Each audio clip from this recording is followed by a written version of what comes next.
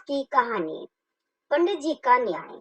बहुत समय पहले की बात है। एक महाज्ञानी पंडित हिमालय की पहाड़ियों में कहीं रहते थे। लोगों के बीच रहकर वे थक चुके थे और अब ईश्वर भक्ति करते हुए एक सादा जीवन व्यतीत करना चाहते थे। लेकिन उनकी पसंद इतनी थी कि लोग दुर्गम पहाड़ियों, संकरे रास्तों, नदी झरनों को पार करके भी उससे मिलना चाहते थे।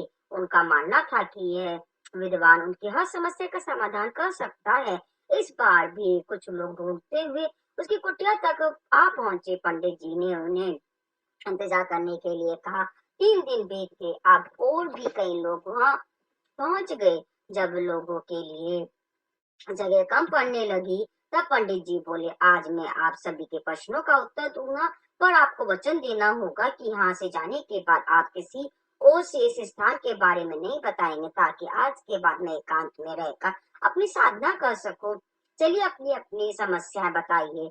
यह सुनते ही किसी ने अपनी परेशानी बतानी शुरू की, लेकिन वह कभी अभी कुछ शब्द ही बोल पाया था कि बीच में किसी ने अपनी बात कहनी शुरू कर दी। सभी जानते थे कि आज के बाद उन्हें कभी पंडित जी से बात करने का मौका नहीं मिलेगा, इसलिए वे सब जल्दी से जल्दी अपनी बात रखना चाहते थे। कुछ ही देर में वहां का दृश्य मछली बाजार जैसा हो गया और अंततः पंडित जी को चीख कर बोलना पड़ा कि प्रशांत हो जाइए, अपनी अपनी समस्या एक पर्चे पे लिख कर मुझे दीजिए। सभी ने अपनी अपनी समस्या लिखकर आगे बढ़ा दी। पंडित जी ने सारे पर्चे लिए और उन्हें एक टोकरी में डालकर मिला दिया और बोले, इस टोकरी को एक दूसरे को पास कीजिए। हर व्यक्ति एक पर्ची उठाएगा और उसे पढ़ेगा। उसके बाद उसे निर्णय लेना होगा कि क्या वो अपनी समस्या को इस समस्या से बदलना चाहता है। हर व्यक्ति एक पर्चा उठाता, उसे पढ़ता और सहम सा जाता। एक एक करके सभी ने पर्चियां देख ली, पर कोई भी अपनी समस्या के बदले किसी और की समस्या लेने को तैयार नहीं हुआ। सबका ये सोचना था कि उनकी अपनी समस्या चाहे कितनी ही बड़ी क्यों ना हो, बाकी लोगों की समस्या जितनी गंभीर नहीं है।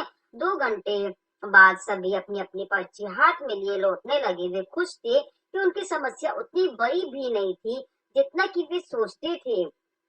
शिक्षा मित्रों, ऐसा कौन होगा जिसकी जिंदगी में एक भी समस्या ना हो? हम सभी के जीवन में समस्या है। हमें लगता है कि सबसे बड़ी समस्या हमारी ही है, पर यकीन जानिए इस दुनिया में लोगों के पास इतनी बड़ी बड़ी समस्याएं हैं कि हमारी तो उनके सामने कुछ भी नहीं। इसीलिए ईश्वर ने जो भी दिया है उसके लिए उसके आभारी रहिए और एक खुशहाल जीवन जीने का प्रयास कीजिए। ये था पंडित जी का न्याय, समस्या को सुलझाने का एक अनोखा तरीका। अगर आप इसी तरह की स्टोरी पढ़ना चाहते हैं तो चैनल पे विजिट कीजिए और आप स्टोरी को वहाँ पर पढ़ सकते हैं, सुन सकते हैं। Thank you for watching my video.